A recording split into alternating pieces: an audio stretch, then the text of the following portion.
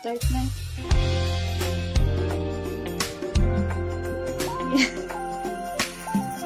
Ayan po, magandang gabi po sa lahat. Magandang gabi po sa bawat isa.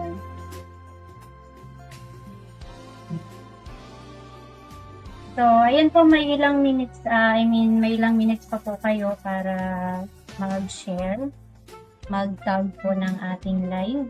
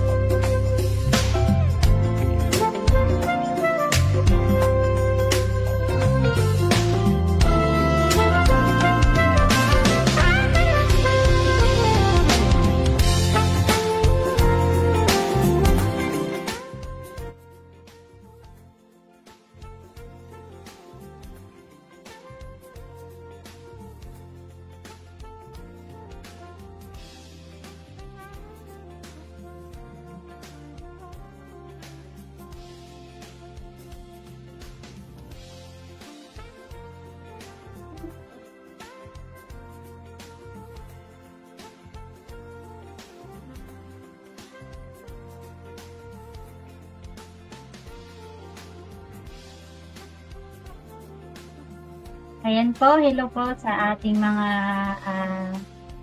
viewers po. Pa-tag and share na lang po ng ating live.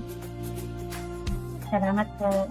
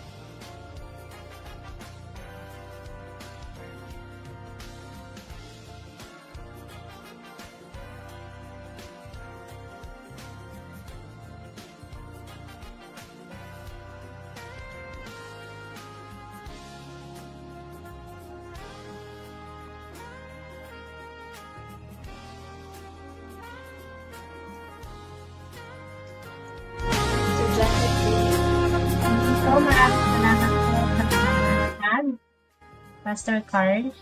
Hello po sa inyo. Magandang gabi. Magandang gabi po sa bawat isa.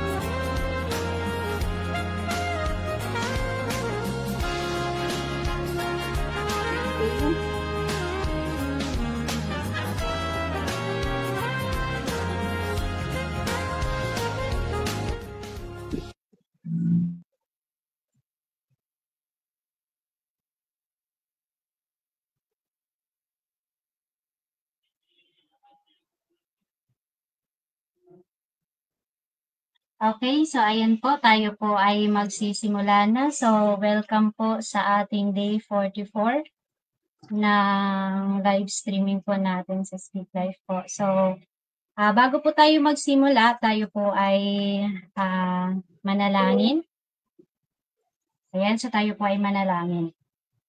Panginoon, maraming salamat Lord sa araw na ito, Panginoon, sa biyaya mo Lord na patuloy naming nararanasan, Panginoon.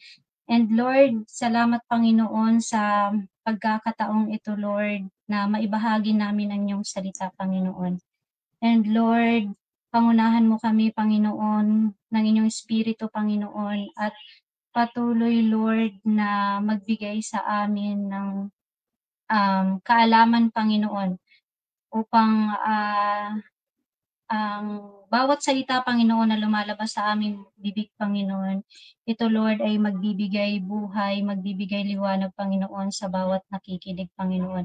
Ihanda mo po, Lord, ang bawat puso ng makikinig, Panginoon, ng yung mga salita, Panginoon, ay aming maisabuhay, Panginoon. At Lord, maraming salamat, Panginoon, sa oras na ito, Lord. Ikaw po ang manguna sa aming Panginoon. Kaya Lord, lahat po ng papuri, pasasalamat, Panginoon, ay binibigay po namin sa inyo, Lord, sa tanging pangalan ni Jesus. Amen. Ayan, so sa pagpapatuloy po ng ating sa pagpapatuloy po, tayo po ay dadako na po sa testimony. So ayan, mauna na po si Sister Joy. Ayun, magandang gabi po sa bawat isa. Nagpapasalamat ako kay Lord sa pagkakataon na to na makakapag-share ako ng Word of God, and thankful dahil siya yung patuloy na nagiging ating sandigan sa bawat pagkakataon at sa mga oras na mga hindi natin inaasahan na mga pangyayari, ang Lord yung laging nandiyan para sa atin. And thank you kay Lord dahil sa marami man nangyayari ngayon sa atin, sa bansa natin, but still, si Lord, ang kalooban niya pa rin ang patuloy na nangyayari. Salamat din sa patuloy na provision niya sa amin, sa araw-araw, and ganyan din sa good health na binibigay niya sa amin. Ayun lang. So, ayan po, Sister Jenny. ako din po ay nagpapasalamat sa Lord. Una po sa kabutihan niya sa amin. And sa patuloy na pag-iingat sa amin, sa aming pagtatrabaho, and also sa provision niya sa amin mag-asawa. So, bagamat sakto yung pero hindi kami pinagkulang ng Lord. And also sa pamilya ko sa Masbate, so isa din sa mga pinagpasalamat ko sa Lord dahil um, iningatan sila ng Lord sa kabila ng di naman lingid sa atin no, yung dumaan na bagyo sa kanila. Sila po ay safe, and sa araw-araw na pagtatrabaho po nila, ang Lord ay patuloy na nag-iingat sa kanila. And ako po ay nagpapasalamat din sa Lord sa buhay namin na hindi kami pinabayaan ng Lord. So, at yun lang po, at maraming salamat po sa Panginoon. So, ngayon po ay dadako na po tayo sa recap.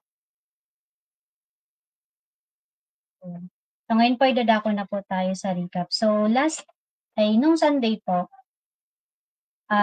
isa sa mga nabanggit ni Pastor doon, and isa sa mga tumatak din sa isip ko, na nabanggit nung Sunday na kung paano nagtagumpay yung mga taga-Israelites over sa Jericho. So alam naman natin kung paano sila nagtagumpay, hindi sa pamagitan ng kanilang mga sandata, kundi sa pamagitan ng kanilang pagsunod at pagtitiwala sa Panginoon. And isa din dun sa nabanggit ni Pastor na tayo, mga mananampalataya, kaya hindi tayo nagtagumpay dahil we disobey God. Hindi tayo sumunod sa Panginoon. Kasi tayo, minsan kasi tayong mananampalataya, minsan ayaw nating mahirapan, so gusto pa rin natin lagi yung masusunod, and ayaw natin mag-aral ng salita ng Panginoon kasi nakakapagod, nakakaantok. So minsan may mga ganong may mga ganong side tayo. So kaya ang problema, hindi tayo umuusad. So kumbaga sa laro, nag-stick lang tayo doon sa level 1. Which is, hindi naman yan yung dinidesign ng Lord sa atin. So, sabi nga ni Pastor, kailangan tayo mag-step up. So, hindi tayo tinawag ng Panginoon para, ayun nga, taga-upo or kundi tinawag tayo ng Panginoon para sumunod at para mag-serve po sa Kanya. So, yun nga, isa din sa tumatak sa isip ko na kapag hindi tayo sumunod sa Panginoon, it's either may taong mapapahamak.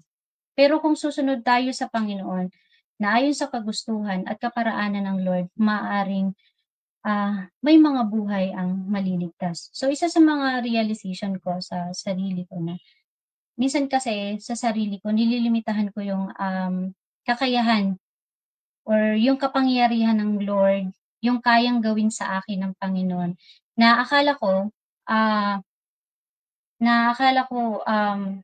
ganito na talaga ako, eto lang yung kaya ko. Which is, yung bunga, yung wala talagang nangyayari. So, hindi ako lumalago sa pananampalataya. So, hindi naman talaga eto yung gustong mangyari ng Lord sa buhay natin. So, kailangan nating malagpasan itong mga bagay na to para sa ating pamilya.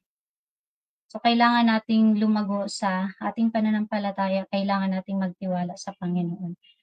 So, yun po ang ating recap. So, ngayon po ay dadako na po tayo sa exhortation.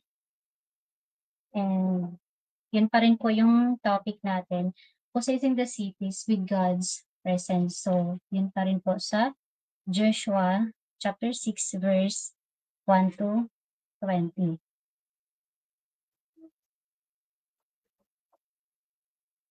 And yun nga, sa passage na ito, ipinapakita o inilarawan kung paano pinabagsak ng Lord yung Wall of Jericho. So, and mababasa naman natin na ang pagbagsak ng Wall of Jericho ay hindi sa pamamagitan ng sandata, kaya nga nang sinasabi ko kanina, o hindi sa pamamagitan ng pakikidigma, kundi sa pamamagitan ng kanilang pagsunod.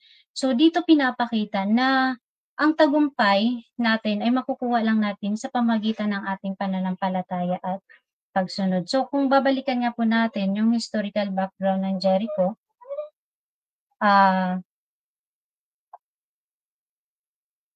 yung historical background ng Jericho ay alam natin na itong Jericho ay unang lungsod na kailangang masakop ng mga taga-Israel after nilang tumawid doon sa Jordan River. So ito ay isang fortress city o ibig sabihin lungsod na napapalibutan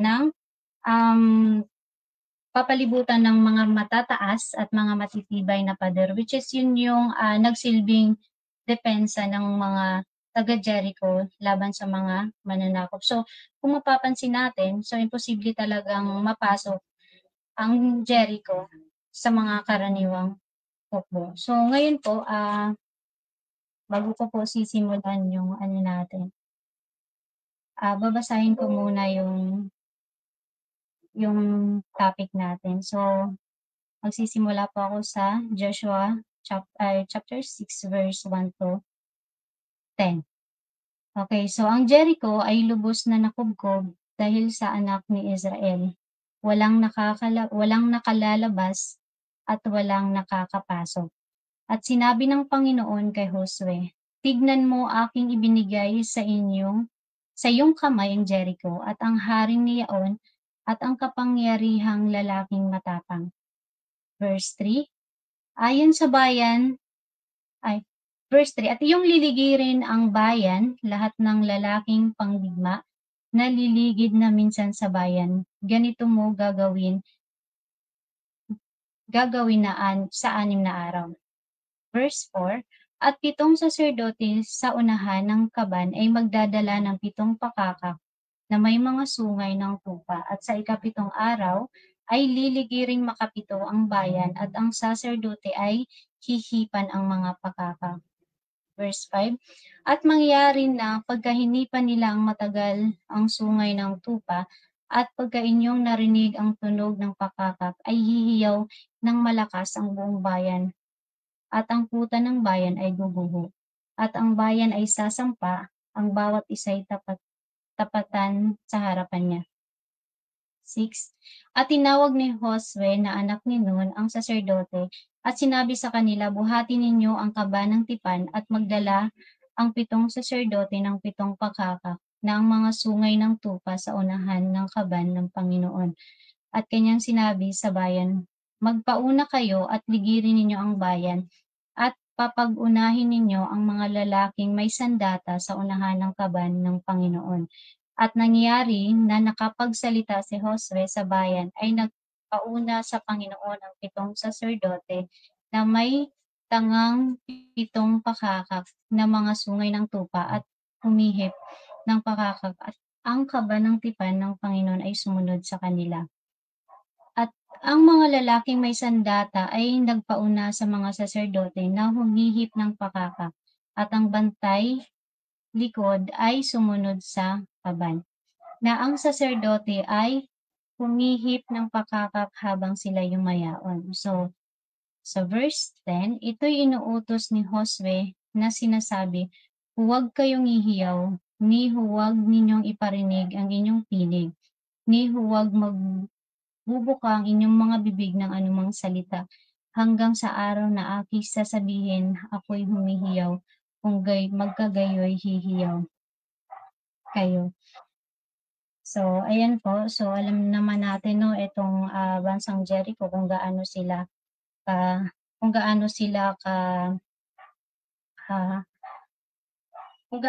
kalakas or kung gaano sila katibay. Kaya, kung mapapansin natin, kung maiisip natin, paano kaya nasakop itong bansang Jericho ng mga taga-Israel? So, sa verse 1, kung mababasa natin, nagkakaroon sila ng totally lockdown. Kasi itong mga taga-Jericho ay takot sila sa mga taga-Israel dahil doon sa mga nabalitaan nila na himala ng ginagawa ng Diyos sa kanila. Kaya takot sila sa mga taga-Israel. Pero ang ginawa ng Lord, pinatawag niya si Josue at sinabi na ibibigay niya sa kamay ni Joshua ang Jericho. So dito po binibigay na yung assurance ng Lord, which is yung victory sa sa kay Joshua. Pero bago pa man nila makamtan itong victory na 'to, may instruction ng Lord. So ang sabi dun, magma-march sila, si Joshua at kasama ang kanyang mga kawal. So ibig sabihin lahat, walang exempted. So ang gagawin nila, papalibutan nila ay maglakad sila palibot ng Jericho sa isang beses sa loob ng 6 na araw. At sa ikapitong araw, lilibot ulit sila ng 7 beses. Lilibot ulit sila ng 7 beses. Now, kung titignan natin yung instruction ng Lord sa mga taga-Israel, contradict ito sa kaisipan ng tao. Kasi usually naman talaga iisipin, kailangan gagamit tayo ng sandata, kailangan makikidigma tayo. Pero yung instruction ng Lord, unusual siya eh. So, kakaiba. So, isipin ng mga tao, ito ay foolishness or ineffective. Pero, ito ay kapamaraanan ng Lord. Gaya nga ng sabi doon sa book ng Isaiah 55, chapter 55, verse 8 to 9, na ang kaisipan ng Diyos ay hindi natin kaisipan at ang kaparaanan ng Diyos ay hindi natin kaparaanan. Kaya hindi natin maki-question yung kaparaanan ng Lord. So maaaring sa isip natin na bakit ang hirap? Bakit dumaan pa ako sa ganitong sitwasyon? Pero maintindihan naman, darating ang panahon na bagamat ganun yung pinagdaanan natin, maintindihan natin yung kaparaanan. Kaya pala dumaan ako sa ganito kasi may purpose ang Lord sa buhay ko. So, kung titignan natin, kung babasahin natin, hindi madali yung instruction ng Lord sa mga taga-Israelites. So, it requires faith and endurance. So, hindi ganun kadali lang nila nakukuha yung victory. So, sila ay nagli-labor, sila ay nag-endure. So, ganun pa man, kahit ganun kahirap yung pinagdaanan ng mga taga-Israel, sila ay nagpatuloy. Hindi sila sumuko hangga't hindi nila nakikita yung pagbagsak ng Wall of Jericho. So, kaya tayo, kaya kung mapapansin natin, tayo sa mga buhay natin, kapag dadaan tayo sa mga problema, lagi tayong nagrereklamo sa Lord na bakit dumaan tayo sa ganito, bakit yun nga. Kaya nga isa din sa naalala ko nung sinabi ni pastor nung Sunday na habang ang pangako ng Lord ay bukas pa sa lahat, so kailangan nating kilalanin ang Diyos sa pamamagitan ng kanyang salita. At yung salita ng Panginoon na yun ay pananampalatayanan natin at sumunod sa Lord. Kaya yun po ay sa mga Jericho sa buhay natin. So, hindi tayo susuko agad, kundi patuloy lang tayong magtiwala at patuloy lang tayong mananampalataya, sumunod sa Lord, sa kaparaanan at sa kagustuhan niya. So, yun lang po, yung continuation po ay bibigay ko po kay Sister Joy. Ayan po. Sa bawat isa, bali ko-continue ko lang po yung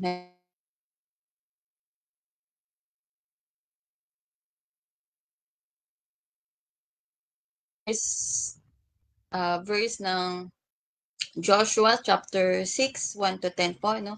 So, doon nga po is, doon pa lamang po sa verse 2 ay sinabi na po doon na binigay ko na sa inyo. Kumbaga, may assurance na agad yung katagumpayan nila. Ang kailangan lang pong mangyari is matuto tayong sumunod. Yun nga po, gaya nga po sa verse ng John 14:15, if you love me, you will keep my commandments. Kumbaga, dito sinasabi na kailangan lang natin magtiwala at sumunod sa Lord. Though madalas natin na ririnig na mahirap, kumbaga, ang dami nating kailangang pagdaanan na process, kumbaga. Kasi kapag ang kumilos, kumbaga kung si Lord ang magbibigay ng instruction, wala kasing ano kumbaga wala siyang button na kailangan pindot mo, okay na, tapos na, victory agad. So wala pong gano'n. So makikita natin dun sa Joshua 6 na andun yung process, kumbaga may tamang proseso bago natin ma-reach yung tagumpay na nais natin. And yung tagumpay na nais natin is siyempre hindi dun sa tagumpay na sa kaparaanan natin bilang tao, na nakukuha natin yung tagumpay na yun sa kaparaanan ng Lord. Hindi pwedeng sa kaparaanan natin. So yun, dito pinapakita din na yung process na kung paano nila sinunod yung sa first 6 days ng once a day na pag-march nila, and then sa ika-7th day, yung 7 times din silang nag-march. And doon makikita natin yung obedience ni Joshua. And then kung paano niya na ipasa yung message yun sa mga soldier na kung sa process or sa procedure na gusto ng Lord, na kung saan ay sa pagmarcha doon nila mapagtatagumpayan yung pagbagsak ng Jericho. So yun, dito ipinakita din doon sa buhay ni Rahab na kung saan ay kilala natin siya, no? Yung pagkatao niya na siyang tumulong sa mga siya. And then nandun din yung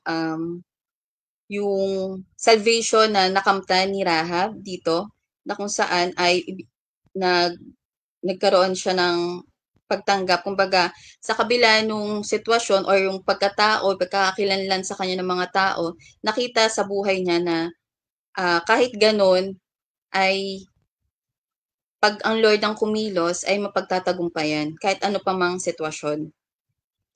And dito makikita rin natin na yung pagsunod ng mga soldier na kung saan ay yung time kung kailan dapat habang sila ay nagmamarch ay tahimik lamang dahil yun yung process na ibinigay sa kanya, kumbaga yung command na binigay sa kanila ng Lord. And then kung sa tamang oras kung saan sila kailangan ay magsasalita. Kumbaga sa buhay natin, hindi laging dapat, kung i-relate natin, hindi kailangan all the time tayo lang yung magsasalita. Kumbaga, kailangan may time din na sa ibang tao ay matuto din tayong makinig. Kumbaga, hindi lang pwedeng sa side lang natin or sa part lang natin palagi. So, yun. Dito, ibinigay, 'di ba, kumbaga, yung una is yung God's plan, kung paano nila mapagtatagumpayan yung pagbagsak ng Jericho. So, sa instruction ng Lord, doon lang magkakaroon ng victory. And then, dito, sa Joshua 6, ang pinapakita lang talaga dito ay ang pagpapakita ng pananampalataya at tamang pagsunod sa Lord. Na kung saan is, 'di ba, yung faith natin bilang mananampalataya dito natetest kung talaga bang yung faith natin sa Lord is yun yung pinangunguna natin. Kumbaga, yung pagtiwala natin sa Panginoon, yung pinangahawakan natin. Kasi may time, 'di ba, na kunwari nasa isang sitwasyon tayo na kung saan is parang hindi na natin alam yung tama nating gagawin, and then sasabihin natin sa Lord na si Lord na yung bahala, yung kaparaanan ni Lord. And then kapag wala tayong nakukuhang sagot na yes agad bilang tao, kasi kapag may hiningi tayo sa Lord, ang parang gusto nating mangyari is, Lord, yes na agad. Kumbaga parang gano'n. Kung hindi natin naiisip na hiningi natin sa Lord yung perfect timing niya, yung oras niya, yung kaparaanan niya. So dito makikita din na ang lahat ng nangyayari sa atin bilang mananampalataya is lahat ay may process. Hindi puwedeng 'pag pinag-pray natin, katulad nung example nung Sunday na 'pag may hiningi tayo, hindi puwedeng, "Oh, ayan na agad." Kumbaga pinaghihirapan dapat. Kumbaga kung para sa'yo talaga, hindi laging, "Oh, Sister Janet, eto na agad." Eto na yung pinagpe-pray mo. Nag-pray siya nung gabi ta's kinabukasan paggising niya, andiyan na agad. So, hindi po gano'n. Ang process ng Lord ay may, kumbaga may ano ba, meron siyang ano, hindi may kailangan kang pagdaanan para makuha yon. Hindi puwedeng eto na 'pag hiningi mo, paggising mo okey na. So, hindi po gano'n ano. Ah, ang dito makikita rin natin na kung saan ay kapagka hiningi natin kay Lord ang isang bagay, kumbaga kung tayo ay talagang palatandaan sa kanya, and siyempre yung tamang pagsunod natin sa Lord.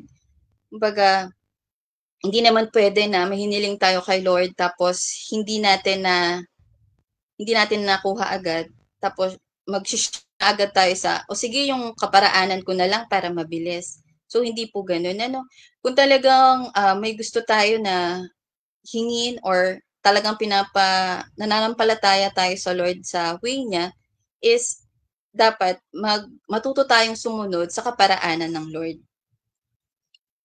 'Yun, at 'yun nga, katulad din nung nasabi ni pastor nung Sunday na, delayed obedience is disobedience, and same with, partial obedience is disobedience. So, sinasabi dun lang na kumbaga kung ang sabi ng Lord ay sumunod tayo sa kanya, hindi puwedeng, "Lord, bukas na lang," or "Lord, mamaya na lang." "Lord, ano na lang 'pag, medyo okey na, kapagka free na ako." Kumbaga wala siyang next time, walang mamaya, walang bukas. Kumbaga yung tamang time is ngayon. So yun nga, dun sa message ni pastor talagang nung Sunday is sa pool. Ayun, kumbaga parang 'di ba bilang mananampalataya, may mga time talaga na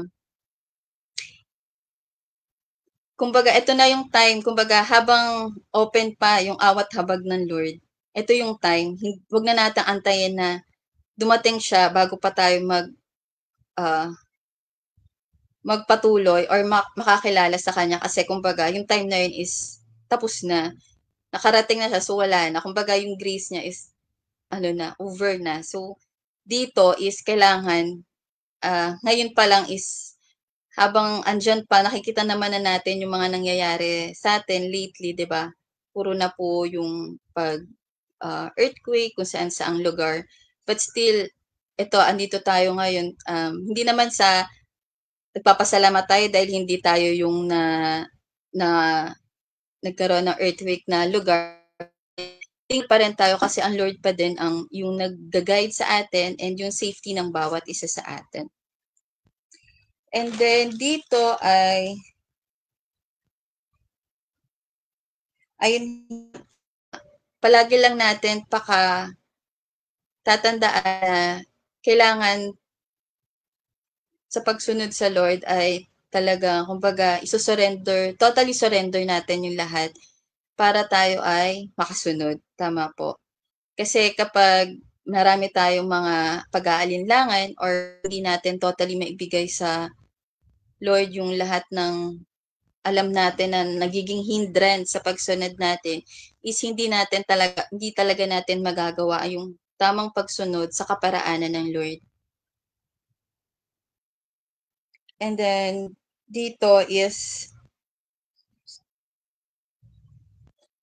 sa last verses nung sa 21 and 27 ay pinapakita rin dito yung sa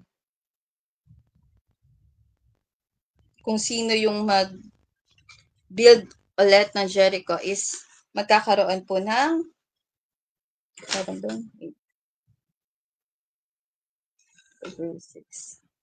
magkakaroon po ng yung first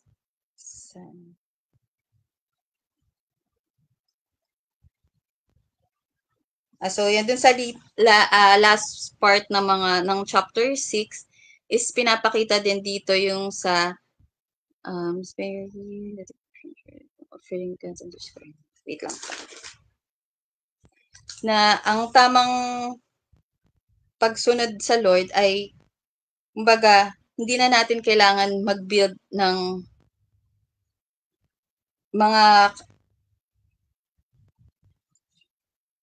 hindi natin kailangan mag-build ng mga hindrances na maaaring makapagpalayo pa sa Lord. Kumbaga, ang kailangan nating i-build is yung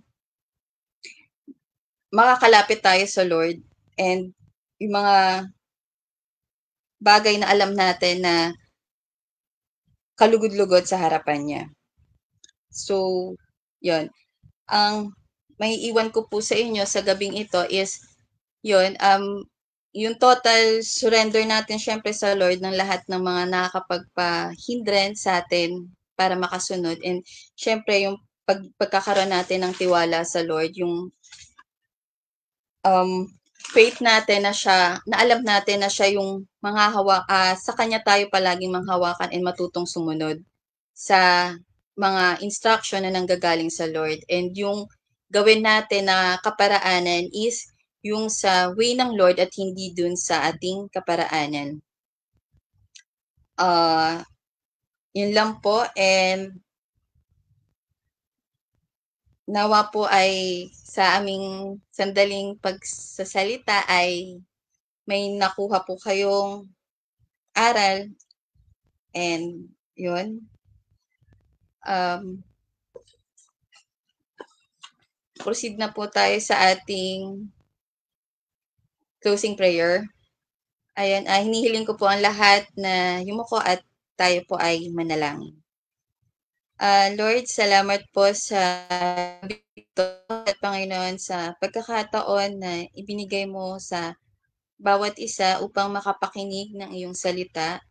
Salamat Panginoon sa bawat isa, Lord, na nagbigay ng time upang makapakinig ng iyong salita.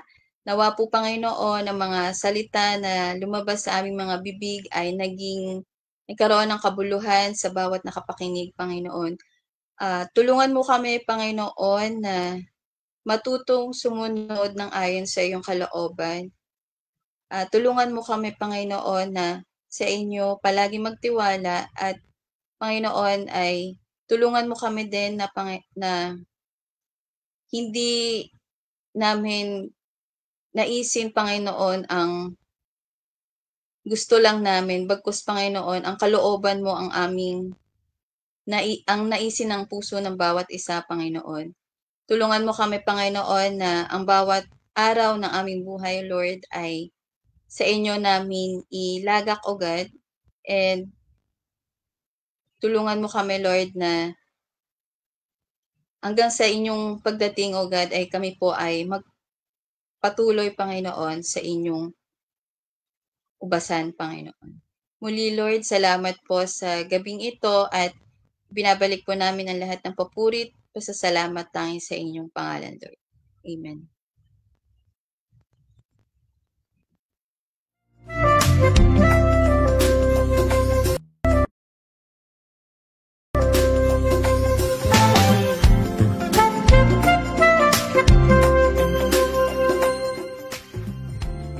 Ayan po, maraming salamat po sa lahat ng sumubaybay po ng ating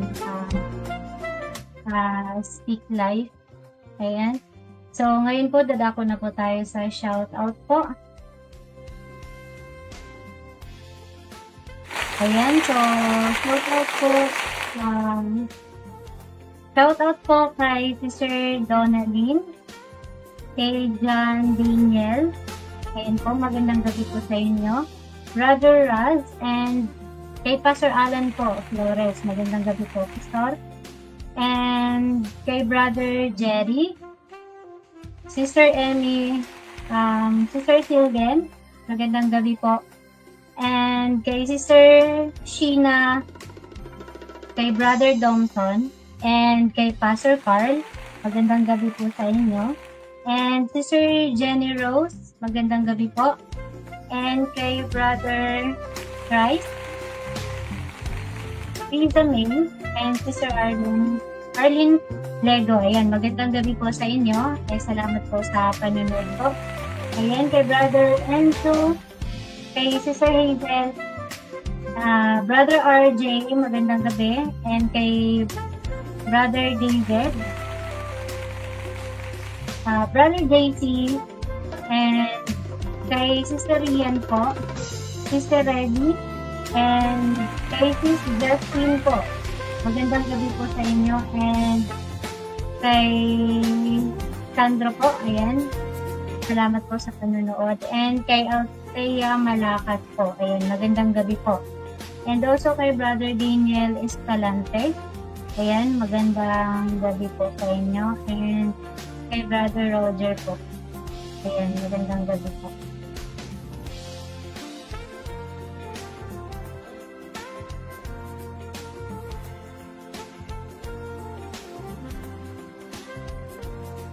Ayun, salamat po ulit sa bawat isa na nakinig at nag-share, nag-tag.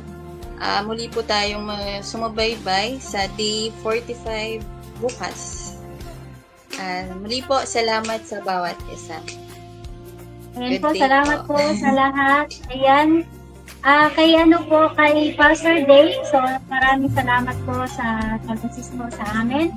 And lalong-lalo na po sa ating mga pastors.